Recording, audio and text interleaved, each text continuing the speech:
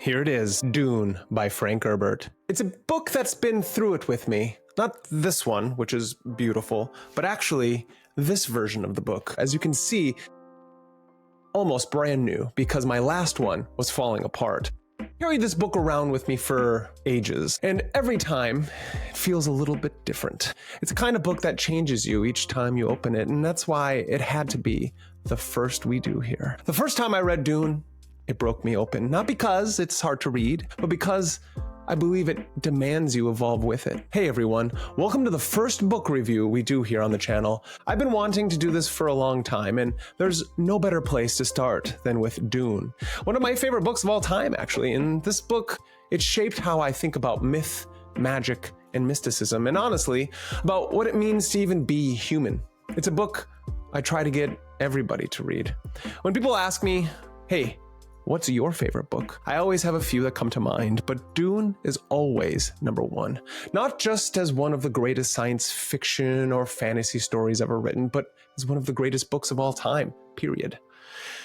And not only that, it's one of the greatest series ever written. There are 6 original books, and each one builds on the last like a ladder of consciousness. They expand the same world outward and inward at the same time, showing us how human will, ecology, and destiny weave together in this almost prophetic way. Every time I revisit Dune, I find something new, something that makes me think about the world differently, about the interconnectedness of consciousness, humanity, and the will to survive. Welcome back to Magus and the Media, and thank you for watching, where myth, magic, and meaning meet the stories that we love. And today, we're diving into Dune, a book that didn't just change how I look at storytelling, but how I look at existence itself. I first read this book at a time in my life when I was trying to make sense of my own path, and like Paul, I didn't realize that awakening and control aren't the same thing.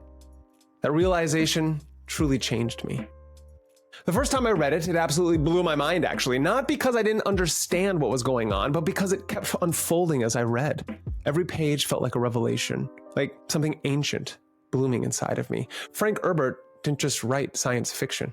He wrote philosophy hidden in the sand. He wrote about the psychology and the spiritual evolution of the human species, and he did it through politics, prophecy, and desert mysticism. So we might as well explain, what is Dune, this book, this unfolding of consciousness? In the far future, humanity is spread across the galaxy under the rule of the Padishah Emperor. The noble house, Atreides, is chosen to govern the desert planet Arrakis, the only place where this spice mélange exists, a sacred substance that grants long life, heightened awareness, and the ability of the Spacing Guild to unfold space and travel through the stars. Whoever controls the spice controls the civilization, but this appointment seems to be a trap. The Emperor and House Harkonnen, the Atreides' sworn enemies, conspire to destroy them. Duke Leto is betrayed and he's killed, and his son Paul, along with his mother, Lady Jessica, must flee into the desert. There, among the Fremen, a people hardened by scarcity, but rich in spirit, the myth of Dune truly begins. Because from exile and loss comes initiation. Now, before we go deeper, it's important to understand something about this world. In Dune, there are no computers, no artificial intelligences after something called the Butlerian Jihad. Machines that imitate the human mind were outlawed. So humans had to evolve. They became their own machines. The Mentats were trained to calculate and strategize like computers. The Bene Gesserit, this ancient secretive sisterhood, took evolution in another direction, mastering the body, the emotions, and the will. And through their secret project, the Missionera Protectiva, they planted myths and prophecies across planets, seeding stories that would one day serve their hidden designs. So when Paul meets the Fremen and begins to fulfill their desert prophecy, it's not divine fate. It's manufactured. And yet, somehow, he transcends even the manipulation. That's Herbert's genius. Nothing is simple in Dune. Now I'm gonna say it, and this is gonna be a hot take, I know it is. But I think the Dune movies are trash. They're beautiful, sure, the cinematography, the music, and all that is breathtaking, but they miss the soul of what makes the story powerful. Because Dune isn't about spectacle. Dune is more about psychology, prophecy, mysticism, magic, and what it means to be a human in the world. The real story happens beneath the surface, in deceit and deception, the subtle manipulations between individuals, and the quiet calculations happening behind someone's eyes. It's about the subtext. The Bene Gesserit's ability to read a flicker of emotion or the tension in the breath. Every conversation in this book is a duel. Every sentence hides another meaning. Everyone is trying to one-up each other, to hold power, to reveal just enough truth without losing control. And that's what the movies truly can't show. The inner weather of these people, the way fear and desire and pride twist inside them. Herbert doesn't write heroes and villains. He writes humans, flawed, ambitious, manipulative, and magnificent all at once. And the real main character, it's not Paul or Jessica or even the Harkonnens. It's the planet itself. It's Arrakis, Dune. The desert is alive. It breathes. It hungers. The sand, the spice, the worms. They aren't backdrops in the story. They're the heartbeat of the story, like a thumper in the sand. The entire story pulses with rhythm of survival and evolution and transformation. Herbert turns ecology into theology. He shows that the land itself has consciousness and that humanity's fate is strictly tied to it. The desert is a teacher. It strips away illusion, and only those who endure can truly see it. The book begins with one of the most haunting initiation scenes in all of literature. It truly is the call to adventure, the Gom Jabbar. Paul Atreides, a boy, not yet a messiah, stands before Reverend Mother Gaius Helen Muham, a poisoned needle at the side of his neck, a box of pain at his hand. If he pulls away, he dies. If he endures, he lives. His mother, sitting outside the door, afraid. She says, "I must not fear, because fear is the mind killer." As she takes 3 deep breaths. And at the same moment, her son takes 3 deep breaths. Fear is the mind killer. I shall let it wash through me. And when I turn, only I remain. Again, that's a paraphrase, but you understand the mantra. If he pulls away, he dies. If he endures, he lives. Even though movies have tried and tried again, Dune is almost untranslatable to the modern screen, because what makes this book powerful isn't the action, the scenes of pure drama. It's actually, again, the psychology and the mysticism and the philosophy. It's the magic behind the scenes. It's not the sandworms or the spaceships or the battles. It's the silence between words, the inner conversation of fear, control, and faith. What Herbert wrote can't be captured by a camera because it happens inside the reader. In most films, we're shown the flash, the color, the cinematography, all beautiful, the grandness of the desert. But Dune isn't about the outer desert. It's about the inner one.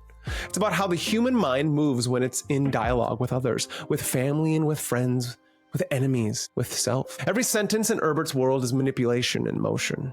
Not in the cruel sense, but in the human one. Because every time we try to understand someone, we're shaping them. Every time we try to control the world, we're shaping ourselves. That's what film can't quite hold. The subtle gravity of thought, the private storms of the psyche. Dune lives in the subtext, in the thoughts that never leave the page, in the quiet wars fought between perception and truth. And that's just it. There's only a few major fights in this book. Everything that is truly an action scene is off page. It isn't a book about what you see. It's a book about what you feel while trying to see. That's why it endures, because long after the movie ends, the mind keeps reading. That moment, this scene, is the philosophy of Dune. Herbert begins here because this isn't a story about war or politics, even though that's what's going on to the outer. It's about the mind. The difference between a disciplined consciousness and an undisciplined one. The Reverend Mother tells him, an animal caught in a trap will gnaw off its own leg to escape. A human would stay still and think. And that's the line that defines the entire saga. Because the human may stay still and think, but yet he waits. And then he kills the one that trapped him. Interesting. Through will, through concentration, through imagination, Herbert shows us what separates the unrestrained mind, ruled by desire, from the refined mind that can transform pain into power. And this is why Dune begins in silence and suffering, because this is what it takes to become human. And when you master that, when you can stand still in the fire, you don't just survive the world, you begin to shape it. That's the secret of the Gom Jabbar. It's not just a test of pain. It's prophecy for a story unfolding. The moment you discipline the mind, you become something more than mortal. You become a legend. And legend doesn't mean hero. Legend means the one who defines reality, not only for themselves, but for everyone who follows. And that's why Herbert starts here, because every empire, every religion, every myth begins and ends in the theater of consciousness. The Reverend Mother tells him, an animal will chew off its leg to escape. A human will stay still and think. That's everything Dune stands for. It's about the difference between a disciplined mind and an unrestrained one, about what happens when you can face fear, feel it, endure, and still act from awareness. When you can do that, you stop being ruled by instinct. You start shaping reality instead of just reacting to it. And that's the true path of a mystic. Every adept, every person trying to become something more. The Bene Gesserit now, they've always fascinated me. They're the mystical, scientific, political order, part philosopher, part witch, part monk. They represent what happens when discipline and imagination merge. Their training is body, mind, and voice. They can control every muscle, every breath, every tone of speech. And through that mastery, they command others as well as themselves. They are the true adepts of this universe, the evolved of ancient mystery schools. And in a way, they're what the Jedi were modeled after. But where Star Wars made it clean and idealistic, Herbert made it human, shadowed, and real. Because the Bene Gesserit aren't saints. They manipulate bloodlines. They have their own eugenics programs, prophecy, and truth. They remind us that power and wisdom always walk hand in hand with danger. And then they're the Fremen, the soul of the desert, a people who turned survival into spirituality. Every drop of water is sacred to them. Every gesture and every breath, every ritual means something. They live in total harmony with a world that could kill them at any moment. They embody freedom through discipline, strength through devotion. Their culture feels ancient and alive, like reading about desert prophets or monks who've made austerity their art form. When Paul and Jessica join them, it's not just for survival, it's initiation. Paul is to let the Atreides there die so that Muad'Dib can be born. And through the Fremen, he becomes something beyond human, something prophetic, but also something terrifying. Reading Dune is its own kind of initiation. It's dense, it's slow at times, very deliberate. And then I truly believe that's the point. The book trains you while you read it. It teaches patience, perception, and awareness. The same qualities its characters are learning. So you are kind of integrated with those characters. You become those characters. You begin to see what Herbert saw. That every empire begins in the mind, and that fear is the mind killer, not just for Paul, but for all of us. And I think that's what makes it one of the greatest works of fiction ever written. It's not just about power of prophecy, it's about consciousness. It's about the danger of mistaking control for enlightenment. Herbert shows us that every Messiah carries a shadow, and every revelation comes with a cost. When I finish Dune, I always come back to this thought. The desert doesn't give, it tests. And through the test, we learn who we really are. And that's why I tell people to read it. Because Dune doesn't just change your mind, it changes your interior landscape. Once you walk into that desert, you don't actually ever truly leave. And here's the thing. Dune isn't just about some far-off future, it's about our present before it ever happened.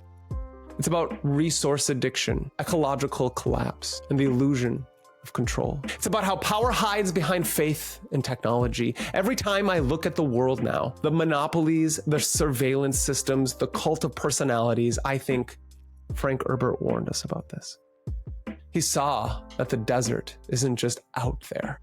It's what happens when we strip meaning from the world and worship what we can extract instead of what we can become. You've been watching Magus in the Media, where myth, magic, and meaning meet the stories that we love. And for me, Dune is one of those stories that continues to unfold no matter how many times I return to it. It's not just a science fiction epic, it's a mirror that shows us what we're made of when everything comfortable has been stripped from us. It reminds us that enlightenment isn't escape, it's endurance. It's standing still in the storm like Paul with his hand in the box. Finding that still point inside that can't be burned away. Because without that, all power, all our ideas, all our philosophies, they're all just noise. Frank Herbert wrote something prophetic. It's a story about control, ecology, and destiny. But more than that, it's about self-awareness. It's about the long road towards understanding what it really means to be human. And that's why I tell people to read it. Please, read this book. Because every time you enter this story, you leave a little bit different. a little more patient, a little more aware, a little more honest with yourself. If this spoke to you, if you love exploring stories that hold something sacred beneath the surface, like, subscribe, and share this with somebody who would feel it too, because stories aren't just entertainment. They're living myths, the blueprints for transformation if you learn to read them. This is Magus in the media, and remember, every story is a spell, every symbol a doorway, and every desert, inner or outer, holds a secret worth walking into. Until next time, stay curious, stay awake, and keep walking between worlds.